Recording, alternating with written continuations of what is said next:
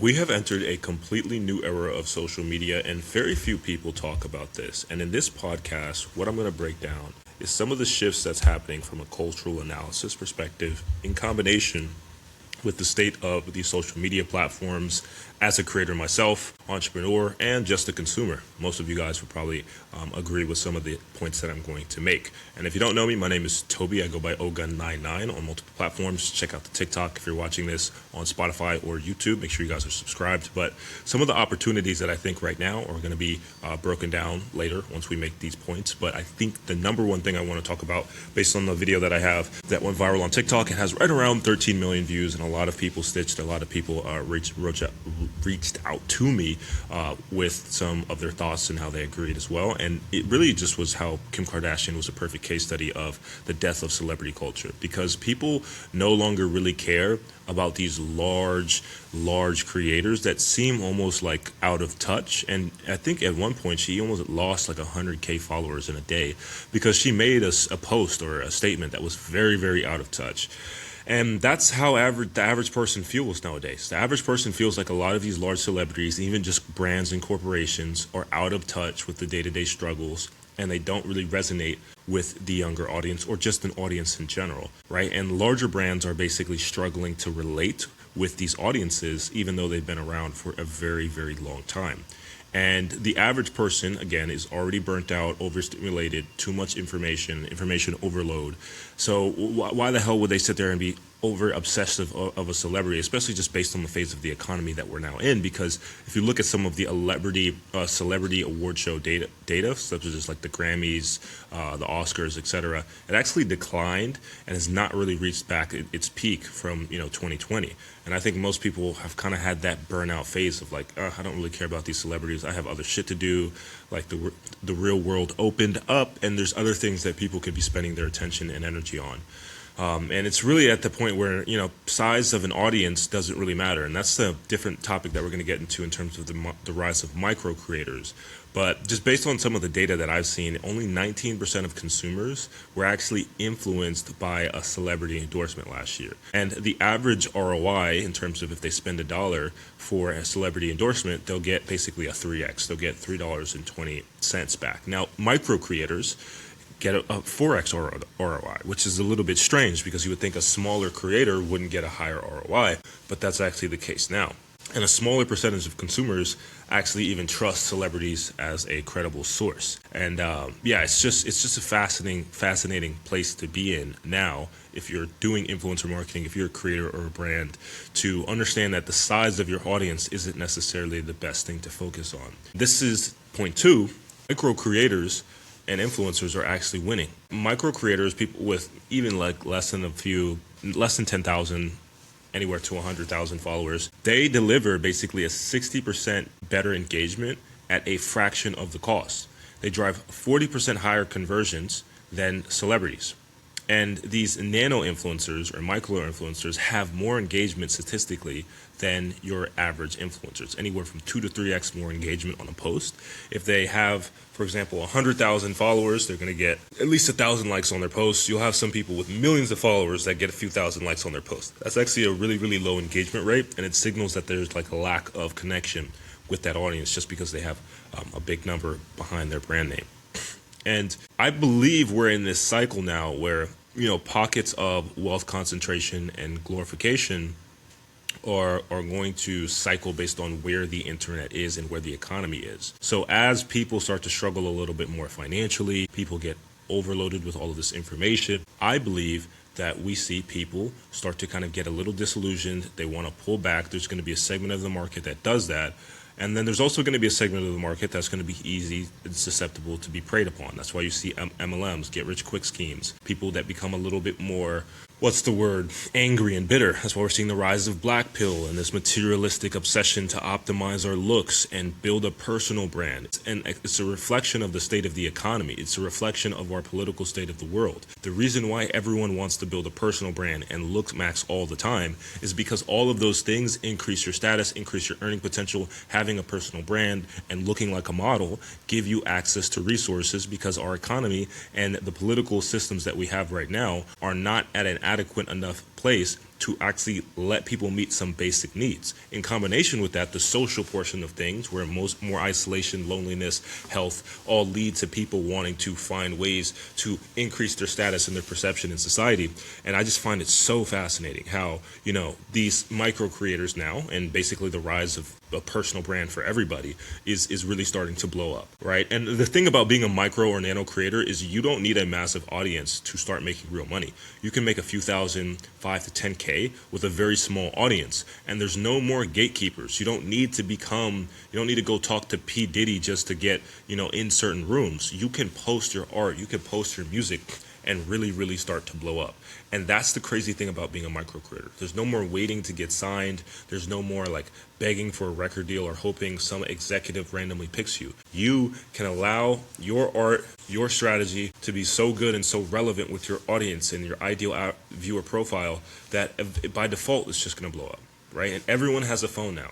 Like and share is a vote with their attention, and the audience can vote on these small creators. Kevin Kelly talks about the concept of 1,000 true fans. If you have 1,000 true fans that pay you $100 a year, which is like $10 a month, that's $100,000. And I know that sounds cliche and stupid and it's not as easy as it looks, but genuinely, if you put up enough content like I am doing now, people will look back at this as episode 1 and realize that I was onto something. If you put out enough content, people will eventually reach out to you. People will eventually start to get to know you.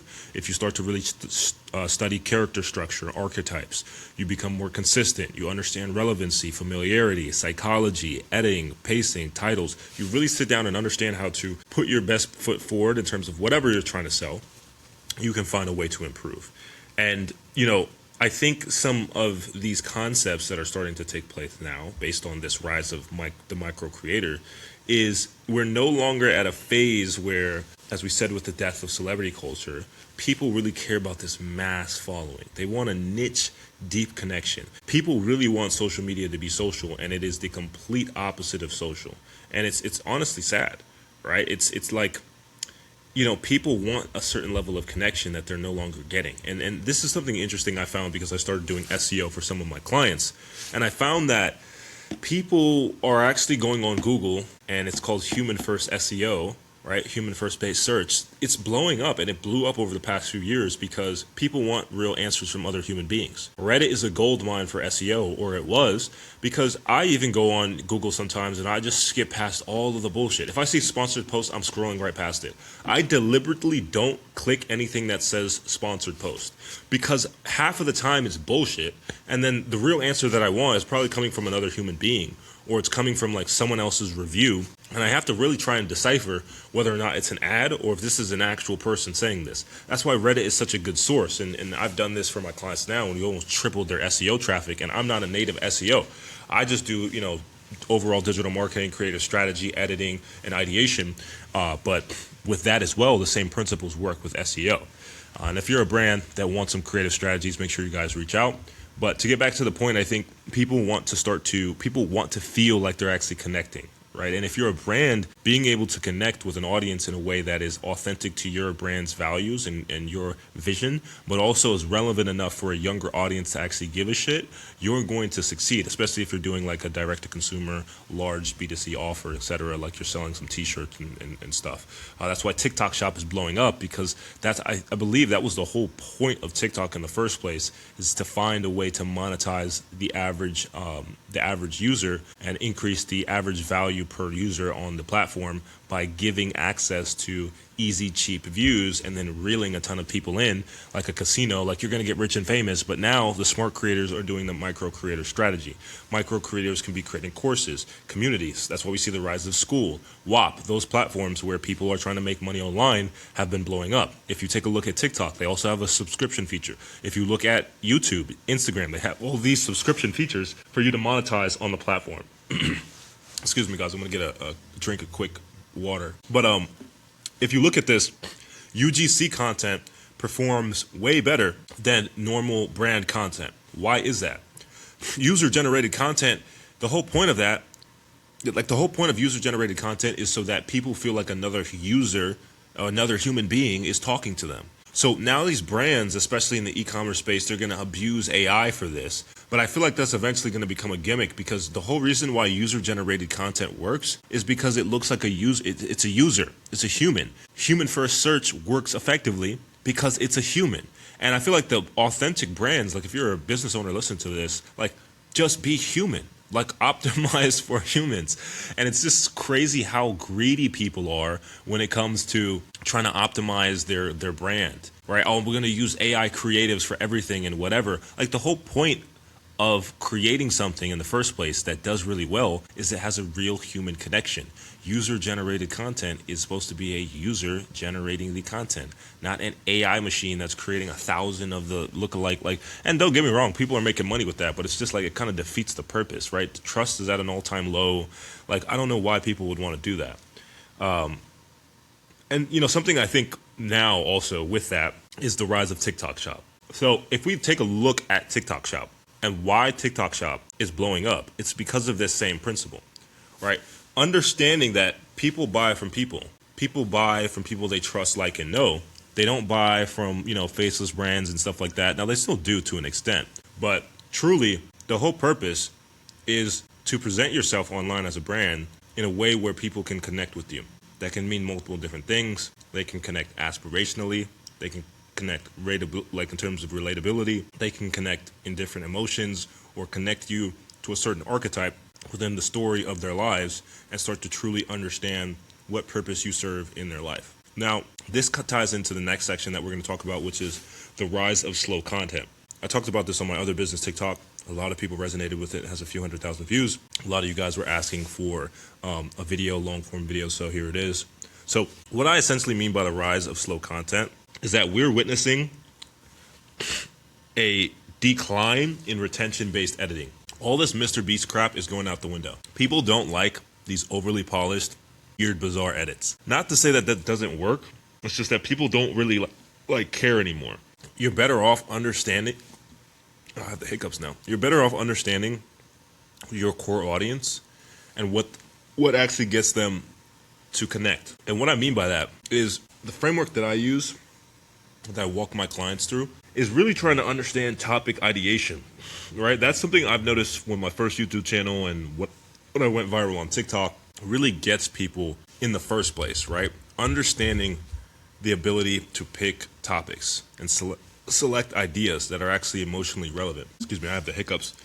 Bad timing, but the rise of slow content is a little bit of a counter to the rise of fast-paced, over-edited, over-polished content. Because I believe, what I was saying in my video, more and more people are going to start to wake up to the fact that all of this editing and all of this stuff is just a tactic to keep you on the platform as long as possible. Some people are always going to be addicted to it, but there will be a large percentage of the population that want slow-paced content. They don't want you to treat them like a fucking idiot and try and cut their attention too much. And there's different ways you can, retention edit with storytelling and make sure people watch to the end, but not in a way that's like overly over the top. Like, you don't need to do too much in order to get people to really resonate with your offer and your message, because there are YouTube channels now that are blowing up with very, very minimal editing. And you have to ask yourself, if people aren't editing the hell out of their videos, why are their videos still doing well? It's because of the core emotion. It's because of the topic. It's because of the packaging. It's because of the person's ability to speak and relate to the audience and connect with them truly. Because again, as we talked about before, people are feeling a lack of connection. And I believe more curated, slower paced content is going to appeal to people more than ever, right? Because if you look at real content creation, it's always been actual philosophers, writers, painters, people who would spend a lot of time and insight on a field versus just this like McDonald's fast food level of content.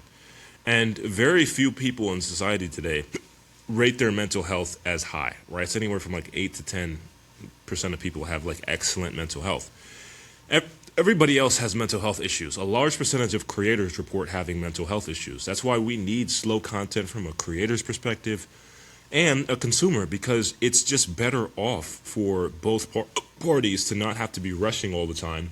Or I need to get this video out ASAP, or I need to make this super fast paced all of the time. It kind of can cause creators to burn out, and a lot of creators just end up quitting because of this. And we're now even seeing the decline, as we said, with attention span. Screen-based retention has been declining. People's literacy rate is declining because, I believe, of short-form content and just content in general. That's not actually conducive to your, long-term ability to focus. Excuse my hiccups. I have no clue why I have that. I'm going to get another drink. But yeah, the average user on the internet has a horrible attention span. I mean, attention spans have completely tanked, and retention on videos is horrible. I have videos that have millions of views, and I've had videos on YouTube that have performed extremely well, and the retention is still horrible. I actually came up with a strategy for myself and my clients is if you're going to put a CTA in a video, on short form you can put it at the end, but don't even put it at the end. Like if you start to put your CTAs in the beginning of your video, like a little bit closer, like halfway, 30% of the way in the start of the video, you will get more opt-ins. Like I tested this out on one of my channels, and I noticed you get more opt-ins when you put your CTA at the beginning versus at the end. I was doing it for like 2 months. I would put my call to action at the end, and I would get more leads and sales when I just put the call to action in the beginning, because people are going to click off anyways. So why not put it at the beginning?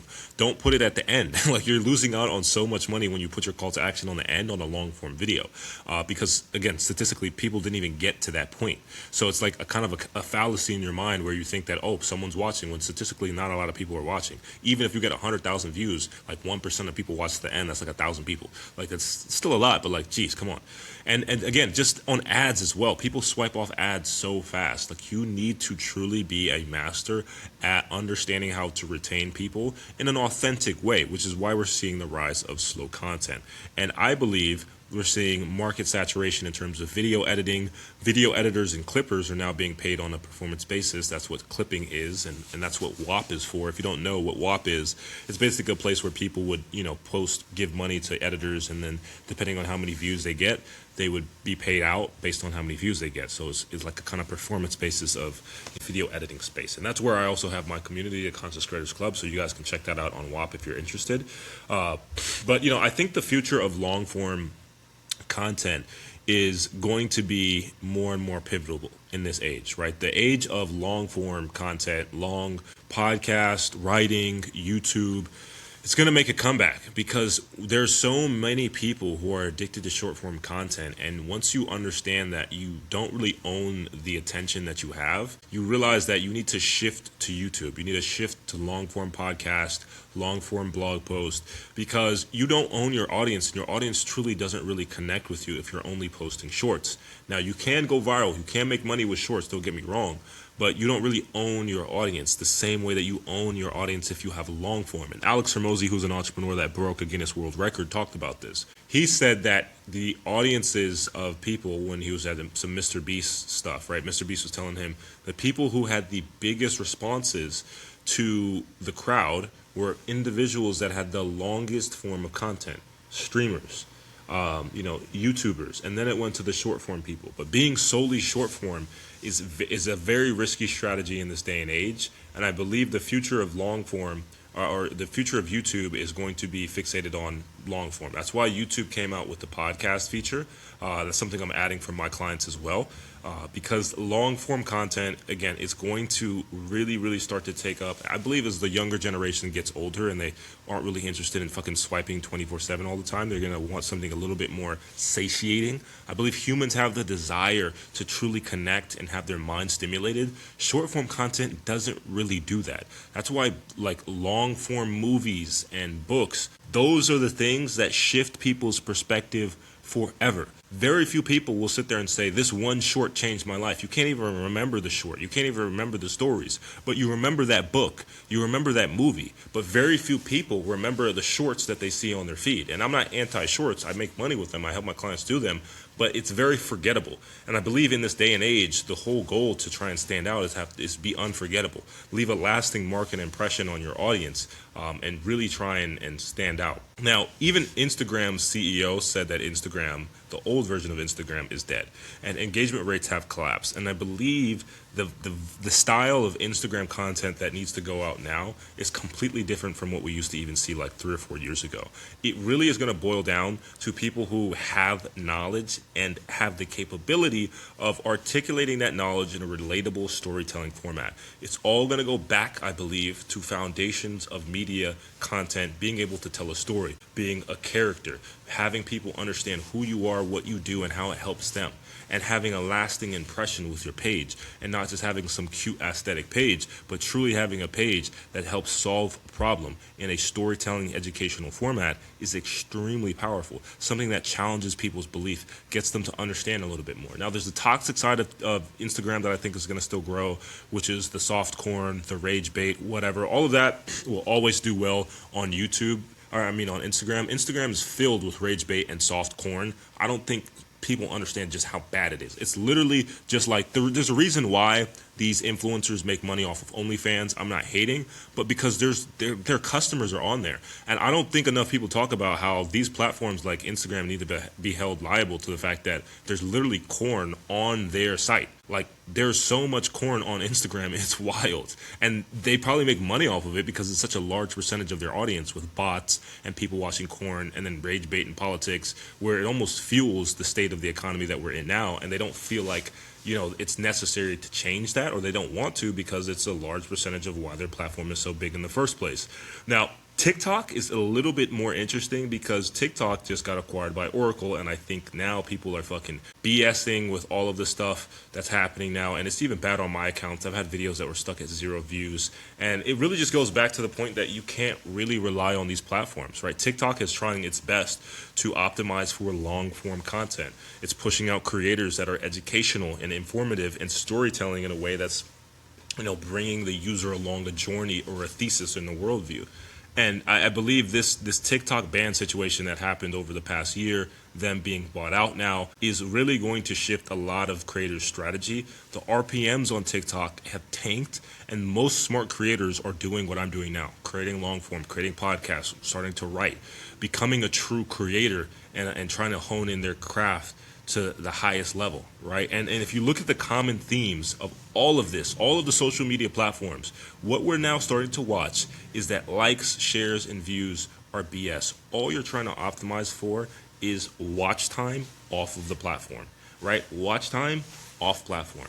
Get people to watch, move them off the platform. It doesn't matter if you have 100 views per video or 100,000. If you can't get people off the platform to actually show up in person, to download your ebook, to get an email, to jump on a call, you don't have a community. You're just like posting stuff out there, and then you're relying on these platforms to give you money. It is an extremely dangerous strategy, extremely. And the greatest creators that are going to come in the next 5-10 years are the people who can move people off the platform and actually get something popping in the real world, which is why I'm building a community, why I'm learning about how to run events and retreats, and why I live out here in Mexico and I travel. It's because it's so important to truly build a community and build something real and social on social media, not just put up a front and put up a facade. Everyone is so tired of this fake shit on social media. People want to connect more than ever. That's why run clubs are blowing up. That's why all of these pickleball clubs are blowing up. It's because people want to talk to one another. They want to go on social media and find things that are actually happening and connect, and myself included.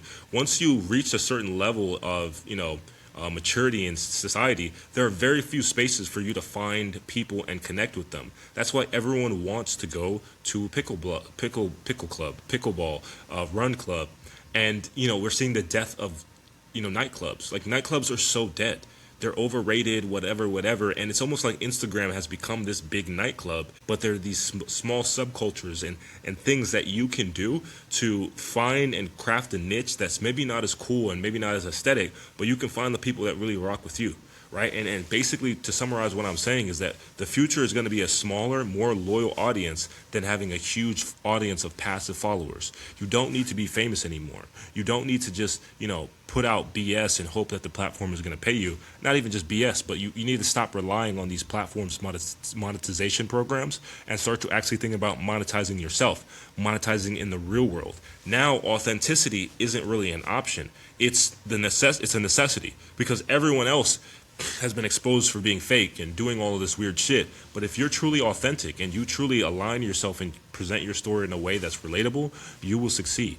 And another shift for business owners and brands is to really highly invest in micro influencers. Understand the rise of influencers in general compared to larger celebrities. Invest in user generated content, user generated forums, partner with influencers, influencer partnerships, and think in terms of long-term moats. Think in terms of long-term sustainability and differentiation in your brand. Understanding that skills like community building, in-person events, authentic storytelling, data analysis, content creator relationships on these platforms is going to become one of the biggest things that you could ever invest in with your brand. And just to recap, you got to understand that celebrity culture is dead. Slow content is the future, and that if you really want to stand out in this day and age, you need to actually think about social media as a social tool, not a tool to look cool or any of that BS. Make sure you guys like, follow, and subscribe for more. I'll catch you guys in episode 2.